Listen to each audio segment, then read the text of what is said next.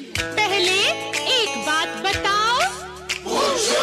Hello दोस्तों, आप सभी का हमारे YouTube चैनल पर स्वागत है। दोस्तों, आप सभी को सबसे पहले नए साल की हार्दिक शुभकामनाएं। अंजलि चौहानिया अपने कातिल अदाओं से सबको दीवाना करती रहती है और आज फिर से सोशल मीडिया पर ये आग लगाने के लिए आ चुकी है, जिसके इस परफॉर्मेंस ने इंस्टाग्राम रील्स पर धमाका कर दिया। साल में कितने महीने?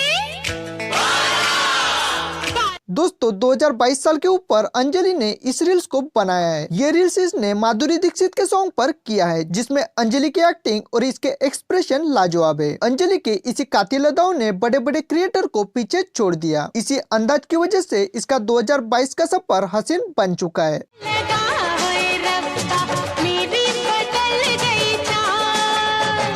दोस्तों, आपको अंजलि का इस डांस में लुक कैसा लगा और माधुरी दीक्षित ने ये डांस किस मूवी में किया है, ये हमारे कमेंट बॉक्स में जरूर बताएं। उम्मीद करते हैं अंजलि का ये वीडियो आपको पसंद आया होगा, तो वीडियो को लाइक कीजिए और इसी तरह अंजलि के नए नए वीडियो देखने के लिए हमारे चैनल को सब्सक्राइब जरूर करें। धन्यवाद।